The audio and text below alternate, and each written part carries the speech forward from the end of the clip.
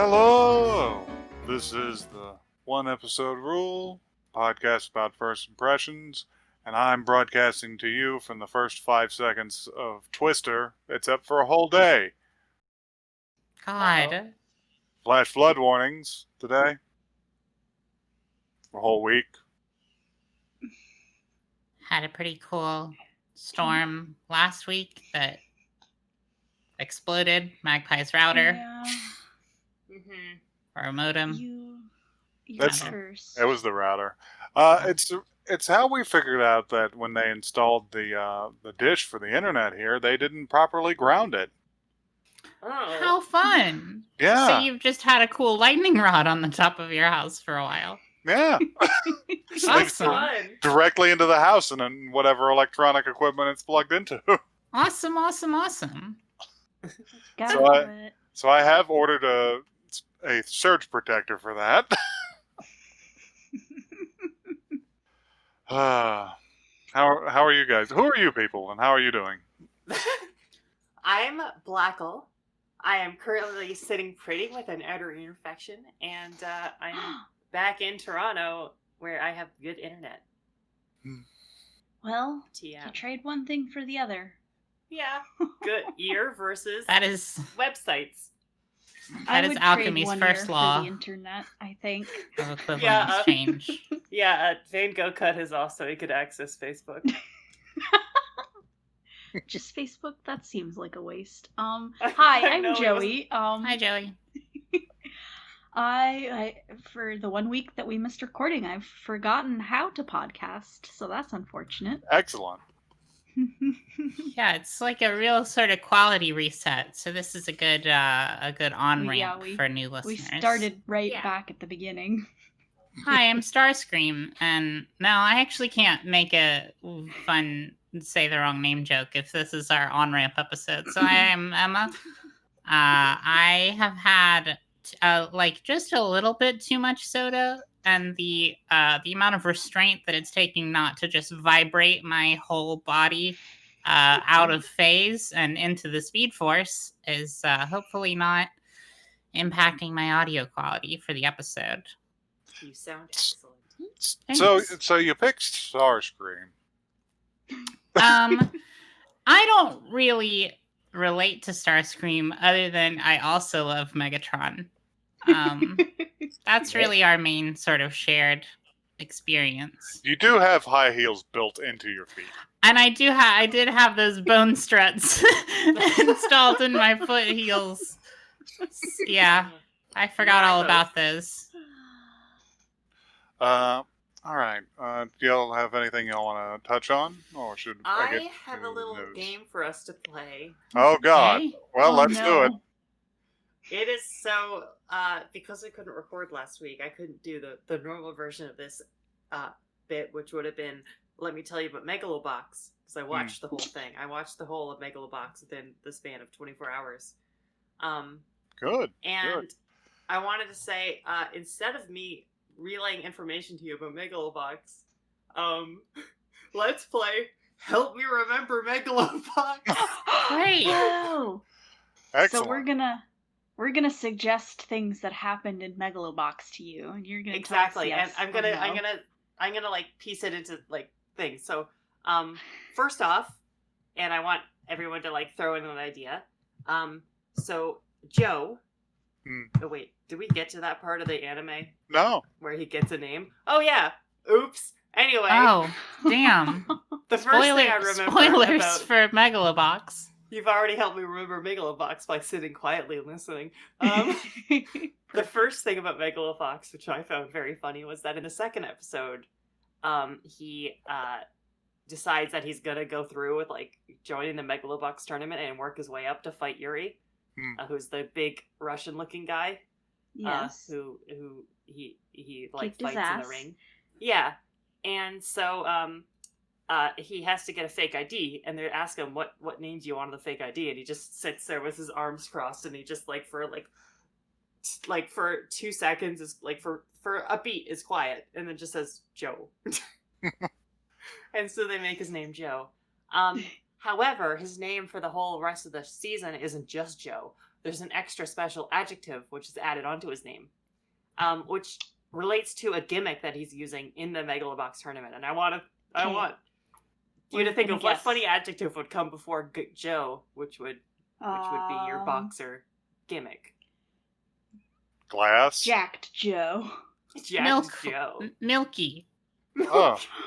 Oh, Milky Joe from the Mighty Boosh. Joe. What about Joey Joe? Jojo. So what would Joey Joe do in the ring that's so special? He would have a smaller version of himself in a pocket on his stomach. like a little kangaroo. Yeah, that's his Joey. I didn't know Megalobox was professional wrestling, and you needed to fucking work. All right. I'm gonna say that no, it isn't. His name isn't Joey Joe. Damn it. I'll tell you what actually happens is in the third episode, I think it's the third episode, he is trying to steal, he makes friends with some, like, gutter children. I can't think of a better name for them at the moment. Little goblins. You know, filthy Dickensian orphans. Yes, exactly. He makes friends with them, and they, like, want to help him, so they go and steal some, like, gear for him, like, some good gear. And, and so...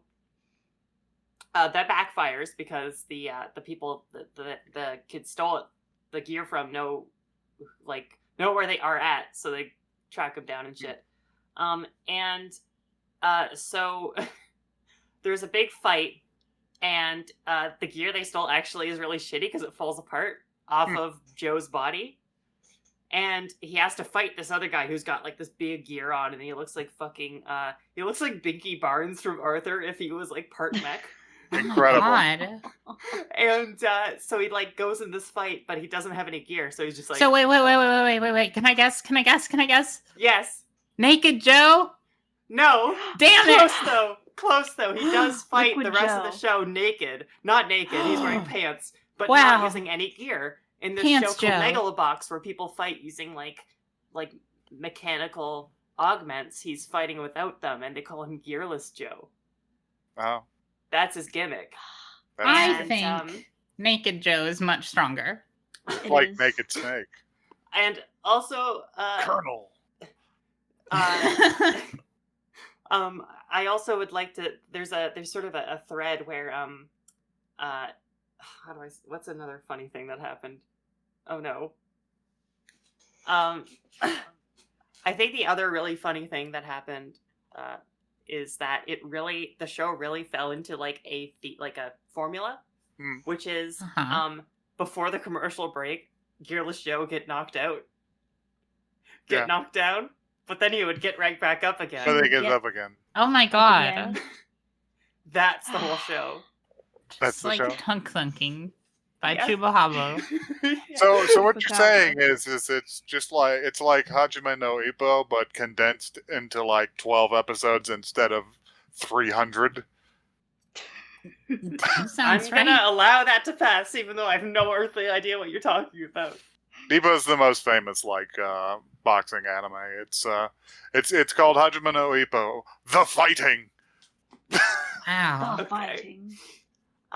And one last thing about Megalobox, which was very funny to me, is that oh god, there's so much stuff in the anime.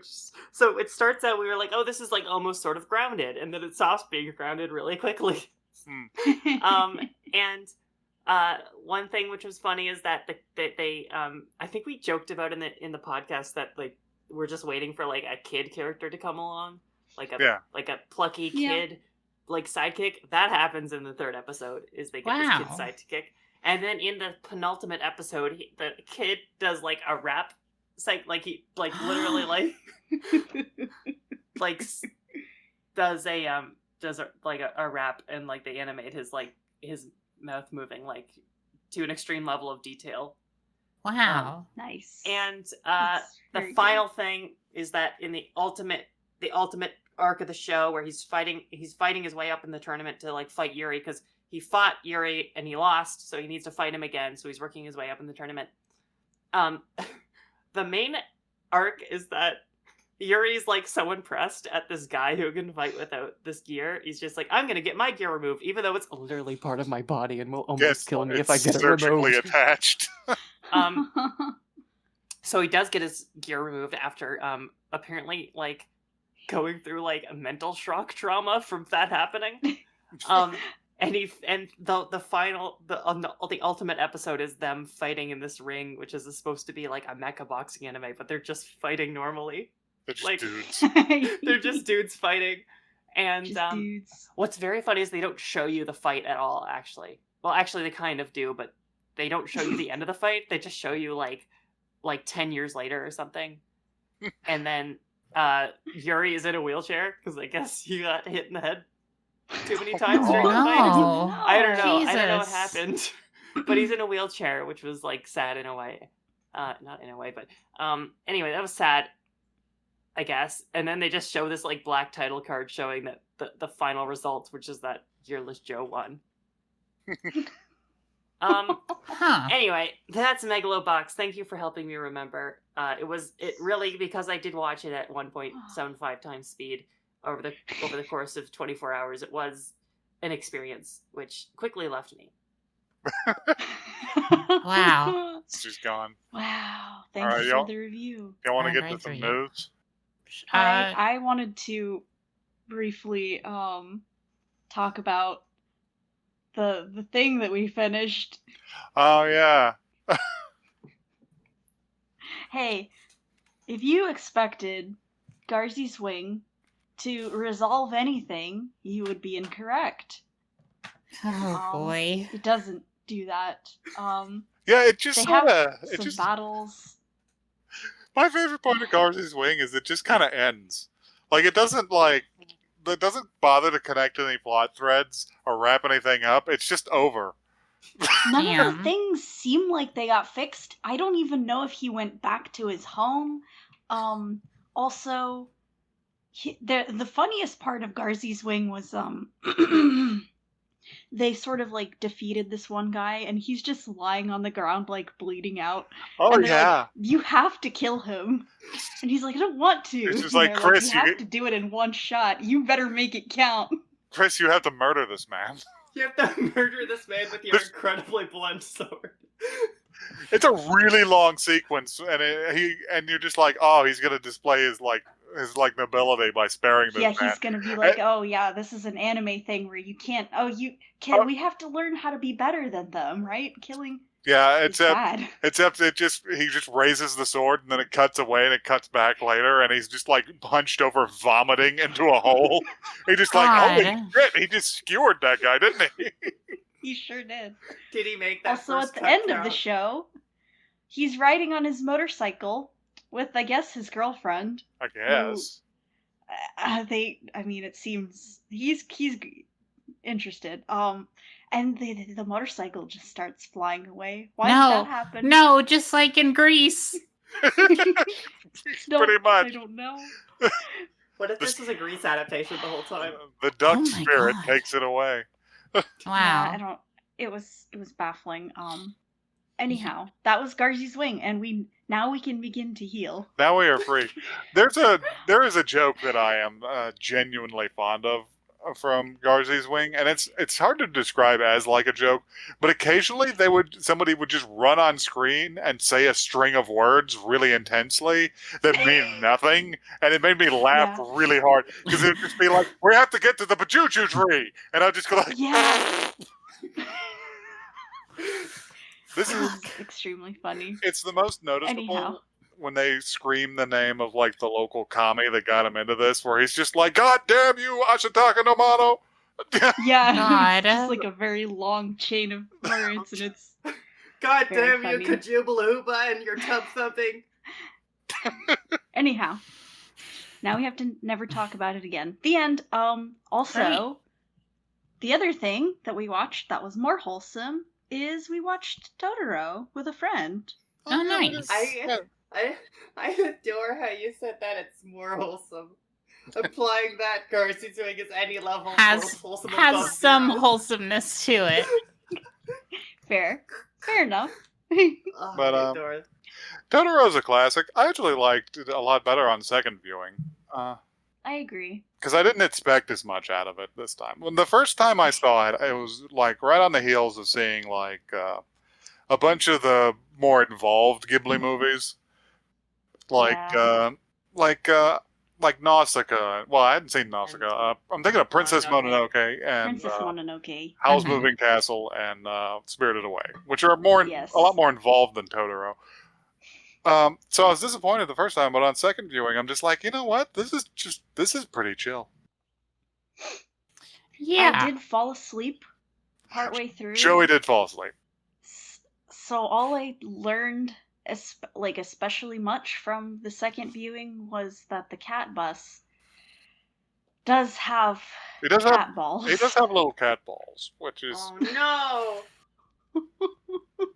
Just like they're like little what's the other Ghibli movie where it's very famously just Pompoko. testicle based? yeah, that's Pompoko, and we haven't gotten to that in our semi-regular viewing of Ghibli films yet. Yeah, we'll get around to but- it. I'm sure. glad you But- said yet. Yeah, we will, and I will compose a report on Pompoko when it is viewed Yes. because Is it needs there- to be addressed.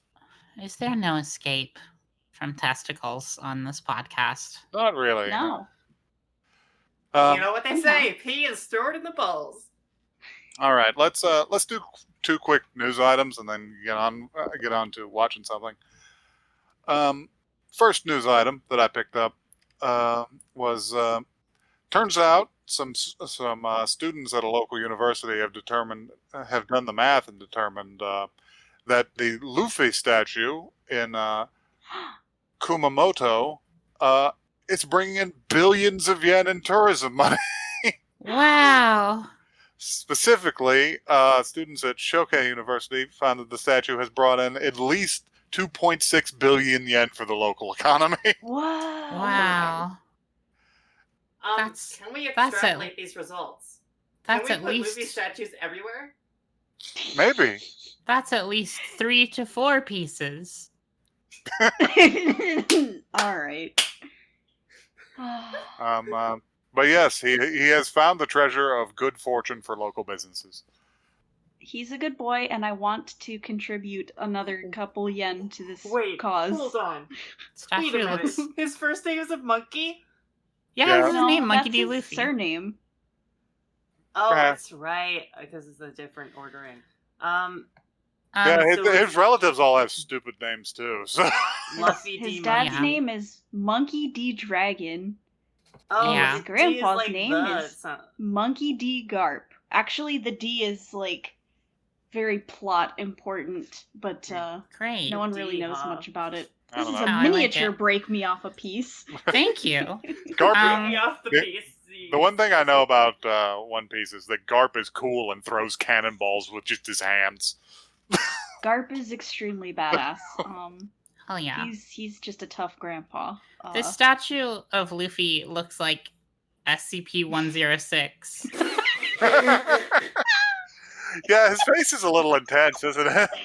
Yeah. From He looks like he's about to decay through a wall and send me to hell. Anyway, How do you know, isn't it?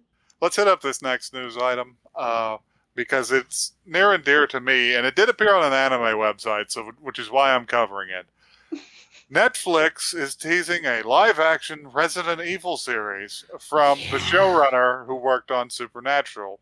I have some knowledge of what this is going to be following without even reading the article. From what I heard, is it's going to follow some kids who happen to have the surname Wesker, who are looking into their family history in New Raccoon City. Uh-oh. Wow. It sounds incredibly stupid. Yeah. Boy. Nice. Who knew that we had to come back to the fucking Wesker kids? Yep. Sometimes you just gotta... Fucking- Somebody posted a picture of a bunch of mall goth Matrix kids, and it was just Mhm. The new Resident Evil show. I'm just like, fantastic. Fucking Jaden and Willow Wesker busting it up in Neo Rakio. Fucking dad just walks by in his snakeskin trench coat. What an asshole. Neo Rakio. Waka waka. Oh, the fucking... He's got kid with pink hair opens the newspaper and just sees that the president's ordered a nuclear strike on Neo Rakio.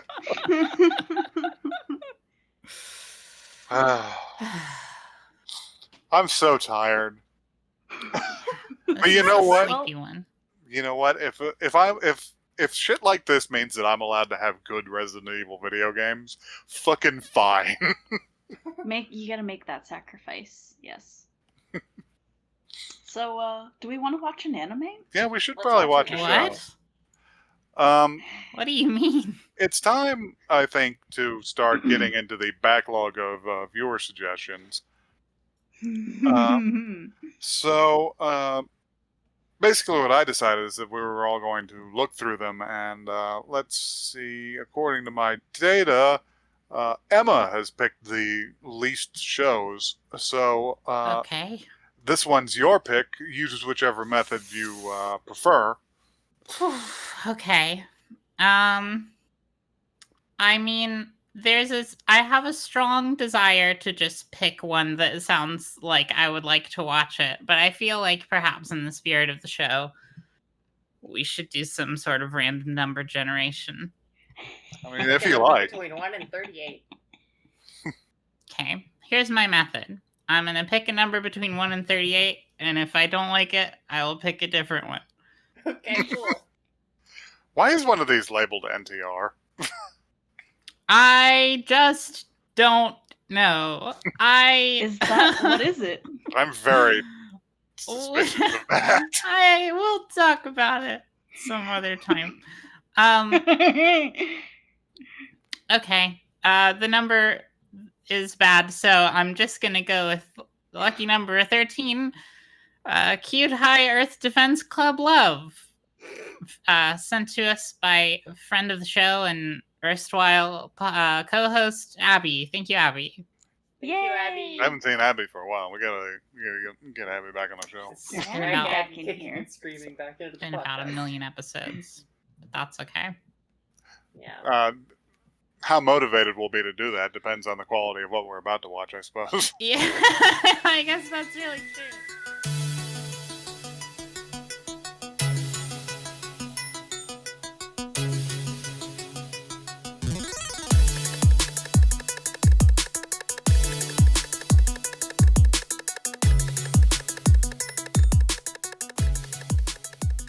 Oh boy, I could really go for some fucking soup right about now. Uh-oh. Could too. I could really go for some oden. I have never had it. I've But never it had it looks either, good. but they spent so much time talking about fucking potato and daikon soup that I want some fucking soup. Want to get in there real bad. Oh god, I didn't even look up a blurb. It's all for time. So it's funny how the show opened with them talking about soup while they were themselves becoming the soup. They really were becoming public soup. My first note was 2 guys chilling in the hot tub. It's- Because they're not gay. It's more common than you'd think in Japan. The other thing that I wrote is in the voice of we open on these 2 guys chilling in the hot tub and they're talking about the different flavors of a particular kind of soup, like the different like ingredients and what they mean. And I couldn't follow it because it was just like No. I felt like they were going very quickly to me. Though to be fair, I was watching it at 1.7275 speed, but Flackle. and If it makes it easier for you, I can just run down what's in Odin. Like, No. I wanted to say one thing, which is that the guy saying all this stuff about the different ingredients It felt like the Jesse Pinkman talking to Walter White. It's He's true. Like, Jesse, what are you talking He was about? getting like deeply philosophical about it. I felt the Really same way. Really was. And the other guy was giving off that sort of Walter White energy of just like, what the Like, fuck, what man? the What the fuck fuck are are you talking about? Hey. Yeah. I'm trying to enjoy my bath.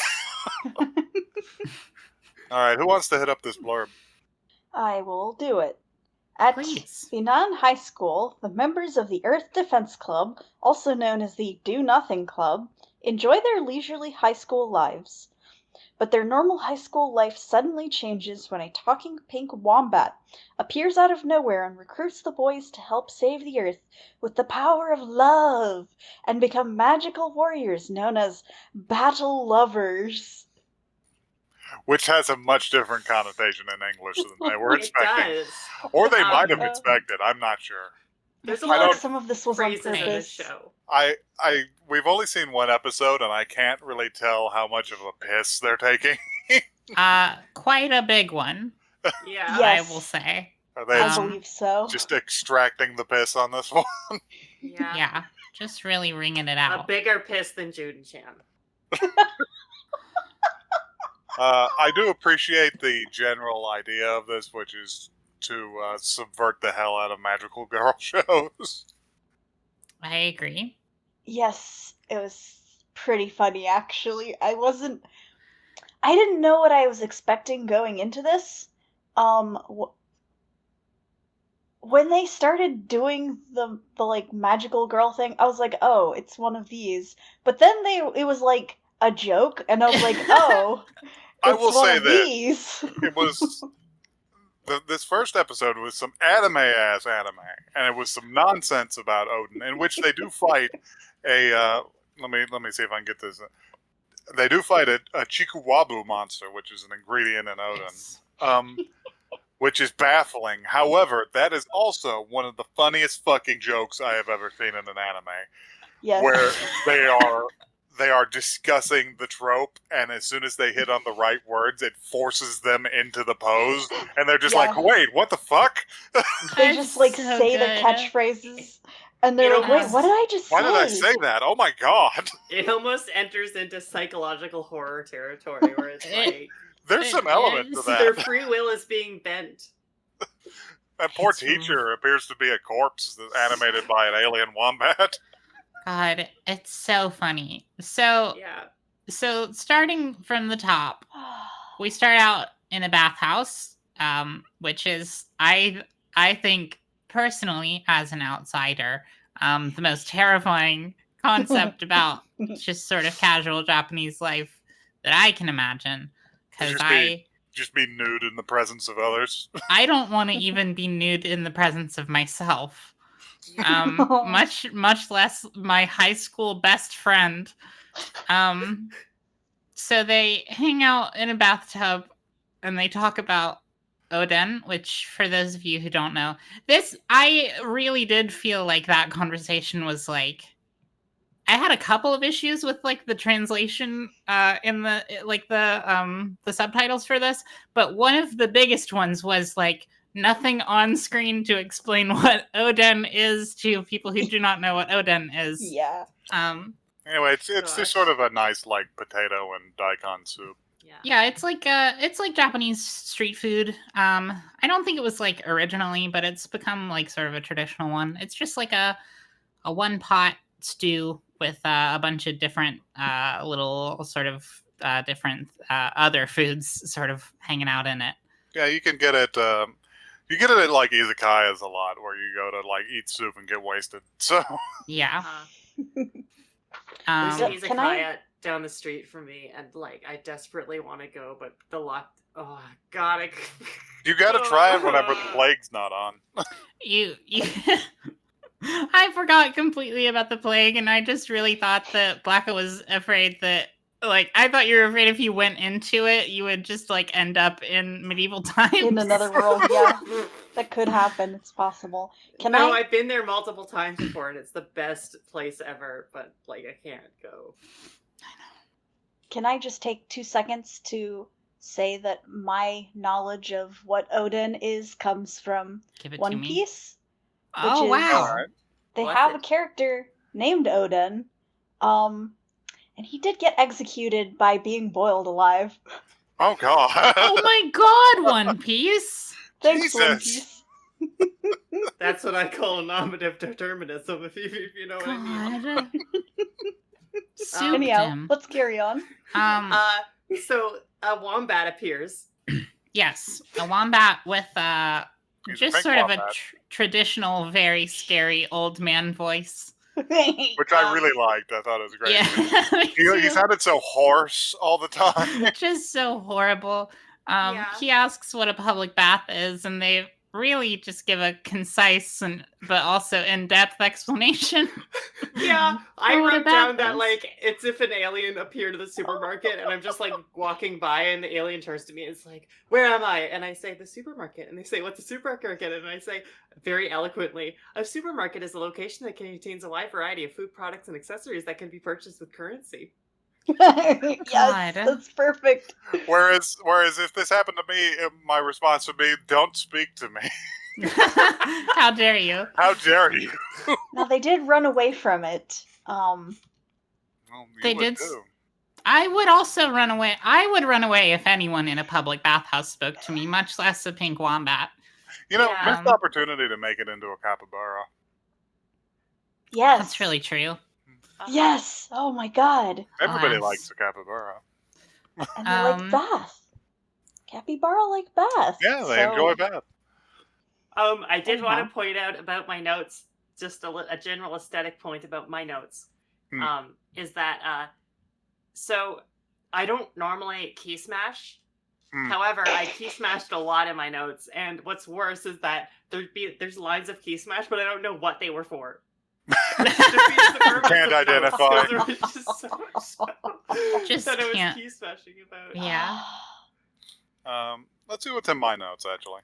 A couple of lines are dedicated to me trying to spell Chikawabu, because I didn't want to pause the subtitles because I never know how long the weather's gonna hold out. So I was just like, I gotta get through watching this. But I'm just trying to catch it. I'm just like chit. Fuck. What is that?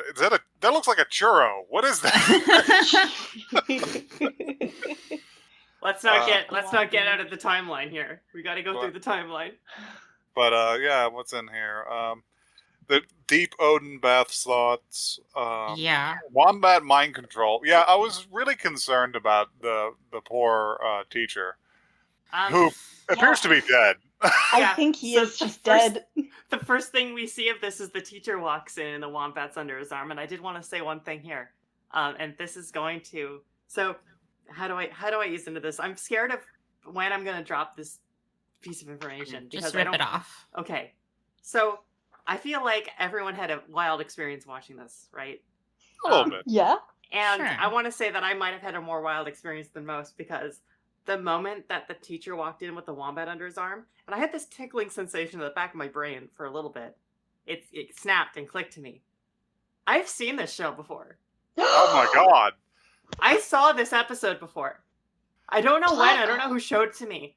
I couldn't barely remember it. Somebody showed me this show before. I think I was in university. And for the rest of the episode, I felt like a Delphic oracle because I would in my mind I would see like visions is what's gonna happen next, but like not super clear. And I like in my notes I'm like slamming out like they go into an attic or something, or like and then he turns into a monster ?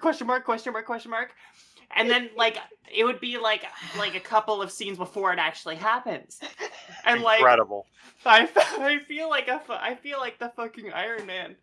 In You're that, recovering. like, I knew it was gonna happen, but I couldn't stop it. You're recovering lost memories like you were, like as if you were abducted by Satanists as a child.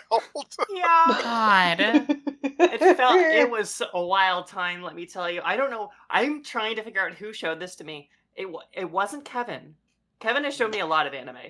Kevin is indirectly Kevin. viewers. Kevin is indirectly responsible for Garzey's wing appearing on the program. Yes. I don't think it was Kevin. It might have been. I don't know who it was, y'all. I don't know who it was, and I'm scared. God, Who showed that's me this? amazing. It was the shadow presence. It's just like, hey, check this one out. Anyway, that colored my experience of this show quite a bit. That's fucking Wow. incredible. I completely lost my train of thought. It doesn't matter. What you said was so much better than wherever I was I going. know. Oh my god. I don't have much else in my notes other than I really appreciated the one character's like teardown of his magical boy outfit, where he's like this is so tacky with the needless exposure and mysterious ornaments. Yes. Yeah. Yeah. And then the It one was being good. like, I don't know, I kind of like it. I don't know, it kind of fits. I feel like I look good in it. God, it's really, really good. I'm gonna kind of tear them apart in that they all look like sort of like fancy English children who you know, like maybe if they're good, mother would favor them with a treat and take them down to the docks to see the tall ships. What is their love stick if not a lolly from Mother? What is their You love know? stick than a mom stick from the Onion? Anyway, Oh Okay. my god. so the what they looked like to me, and this is like from the same vibe as me saying that Garzey's wing is the same quality as all the anime we watch. They looked to me exactly like the characters from the show. I don't know its name. I forget its name. The show that the icon of our Discord server's from. They do have a little Madoka energy. They look And they're exactly like Madoka. to I me. feel like that's intentional. But Probably. I mean, it's a genre of, you know, and also they seem to be spoofing, so like I think they're Yeah. going for Okay, good. stereotypical as possible, you know. Yeah, and I feel like there are two wolves inside of you. One is Madoka and one is Cute High Earth Defense Club. And like Madoka takes it in like a sort of like subverting expectations and becoming a horror anime sort of thing. And this one is pretty much using a lot of the exact same tropes, but it's just a comedy instead. It's just like, isn't this ridiculous? Yeah. Yeah. Madoka's I'm the into energy it. being, and the and love, whatever the show is called, is the physical being. Original Truly. run is 2011. So yeah, this was probably directly inspired by some of the design in Madoka. But yeah, there are two wolves. There are two wolves. It's really good. It's a good show. I like my notes. So here's my caveat for anyone in the audience who is going to watch this. It takes a second to ramp up. Like, it's not like I was like screaming by the end of the episode, but at the beginning I was kind of like, I don't know, guarded, cautious, not really. Yeah. You know, Mhm. it was a slow intro, and then I'm it's a- like. I'm always a sucker for a dumbass Quentin Tarantino conversation. Which Which is that's what they really were having true. at the beginning. Yeah, and that's basically what it was. It was like a Tarantino thing, except like if like I didn't know what a hamburger was. Yeah, pretty much. You know? Samuel Jackson explained to you what's on a Big Mac. Yeah. I'm just imagining watching Pulp Fiction and then like a full screen subtitle text like covering the screen being like, a hamburger is a traditional American food. No, it's just be like you got. I can't remember the Royale with cheese conversation.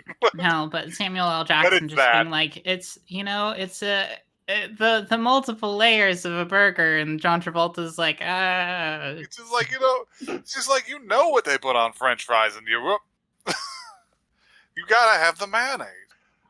God. I am with Emma in that I was also guarded until the hand of the show went through my shield and into my mind and unlocked the key to Unlike your repressed memories. I was mostly yeah. just confused. I was like, what type of anime is this? I felt like this understand. anime. Sorry. I felt like this anime turned me into a Manchurian candidate. It did. It It awakened activated you. The can I Weber take- soldier, is that anything? No. Okay. Can I Can I just read some of the dumb phrases that they like said in their like transformation? Please. Yeah, I not have- hard. Joey.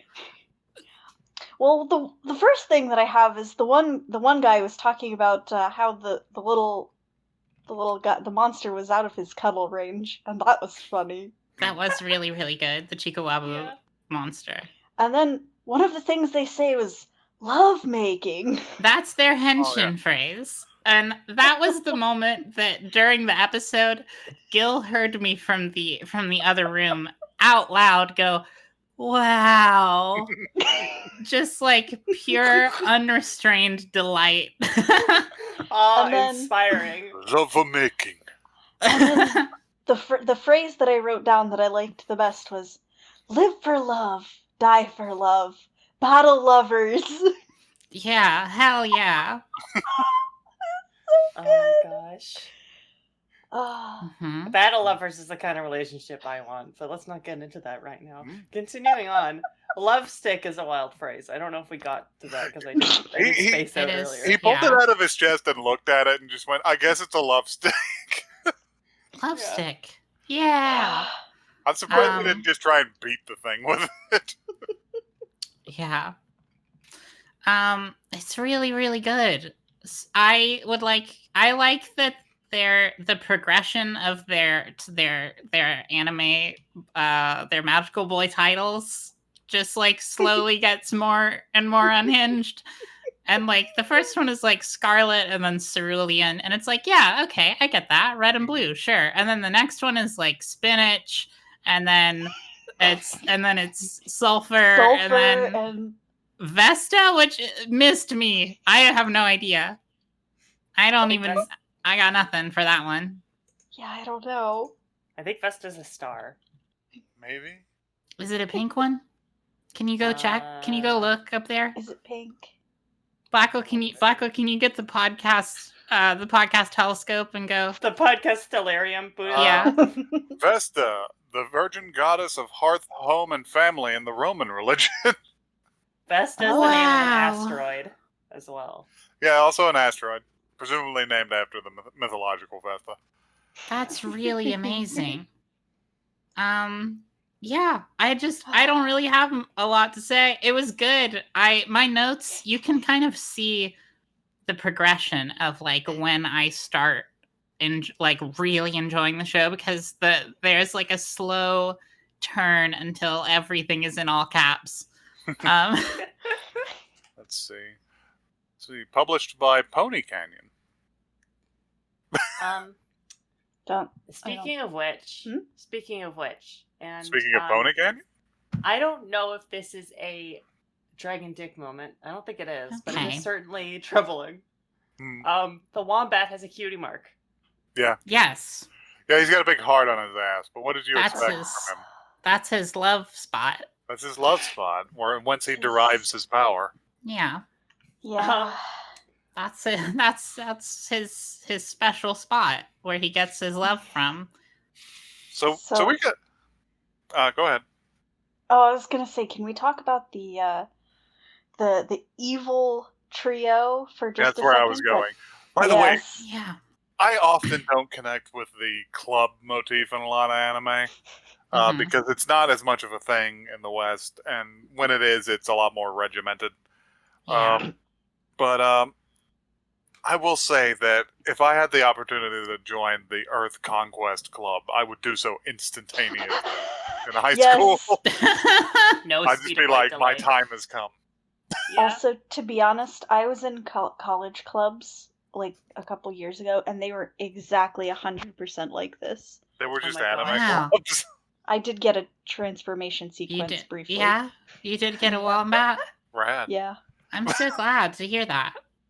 I No, really appreciate the villain clubs. the Like villain club was good. their um, anime mascot being a little green hedgehog. Their anime mascot is just Shaman from Pokemon. God. But like that deep ass voice. Oh, it's Yes. so Like, you it's must good. prepare. It's time to murder them all. The fact that all three of them are just like fucking Utana ass, like statuesque Yes. swords people. Yes, they briefly show these characters earlier on in the episode, and I wrote, "The bitch with the white hair!" Wow. Wow. I just wrote down, "Here comes Arcangelo Corelli."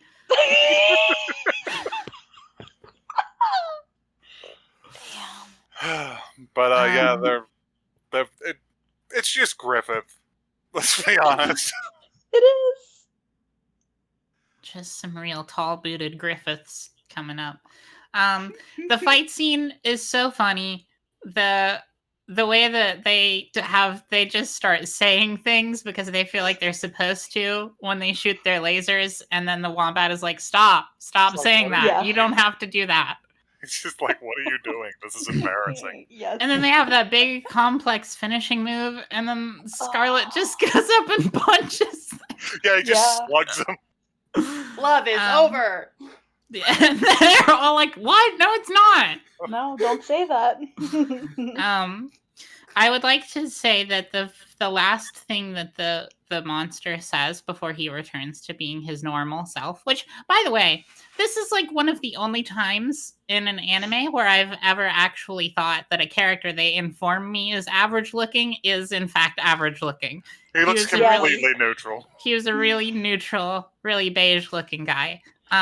Anyway, the last thing that he says before he transforms is, "It feels like the universe is soaking me in a golden broth." I know. And then he turns back into a human, and he looks satisfied. Yeah, he really does look blushies. spent. He's certainly in a little bit of an afterglow. Yeah, I was gonna say afterglow. I hate it.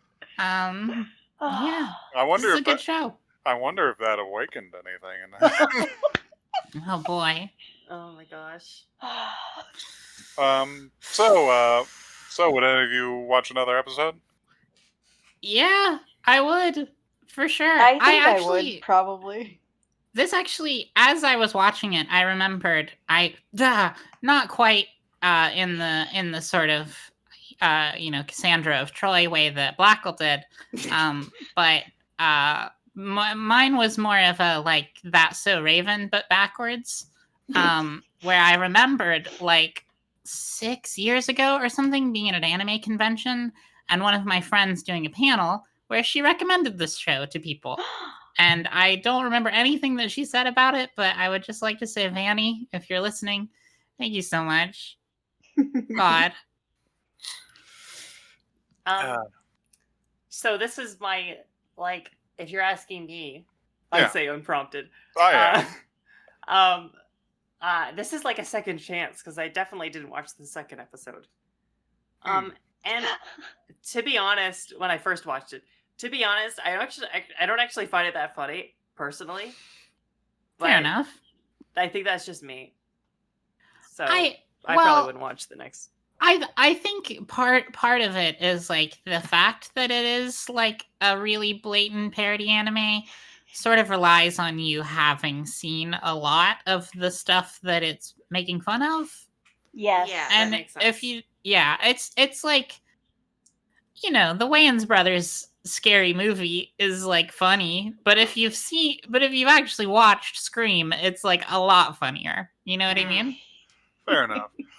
I despite the fact that the sequence where they were unintentionally beginning their transformation sequence being one of the funniest fucking jokes I've ever seen in an anime.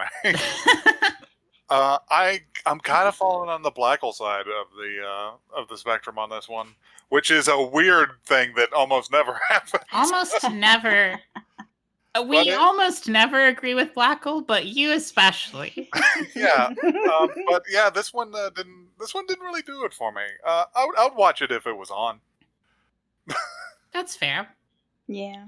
I think one thing is I just don't know where it's gonna go, and I'm scared of being bored.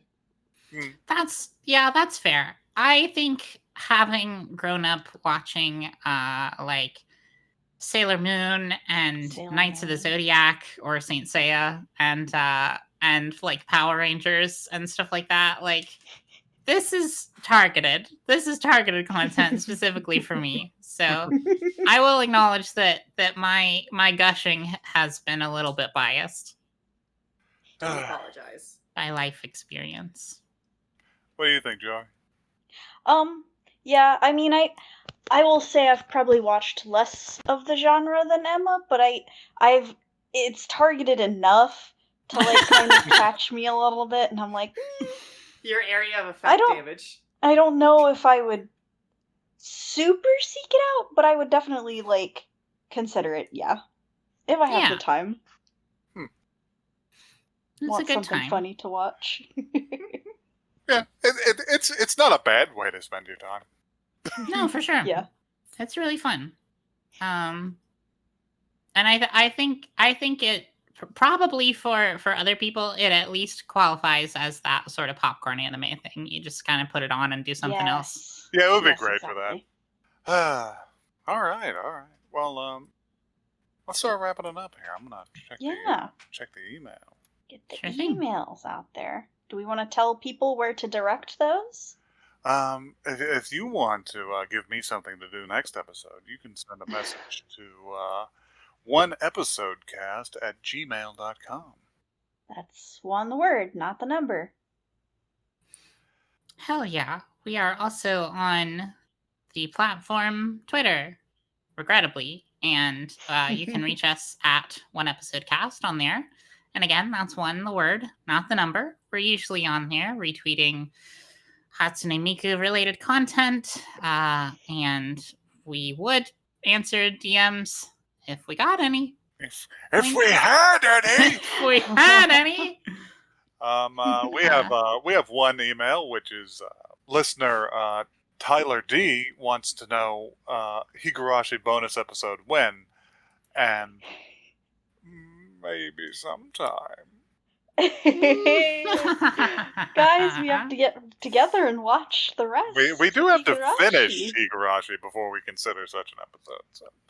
And we should probably do that before the beginning of October, which is when the new series comes out. Yeah. Oh my god, yeah. That's perfect timing. Yeah, we gotta get on that. Probably. So here's the question: Are we going to check into that new Higurashi when it comes out? I'll at least investigate it. I'm not gonna make y'all watch it with me, but feel like we gotta get into it a little bit. I will be watching it. I think it would be very funny. I think it would be very funny if I watched the new one and not the old one. Yes, this is good. Yes, absolutely. I need to maintain my external observer lens. Sure. Like excellent. Fucking Uatu the Watcher. So yeah, we have a month, y'all. Timer start.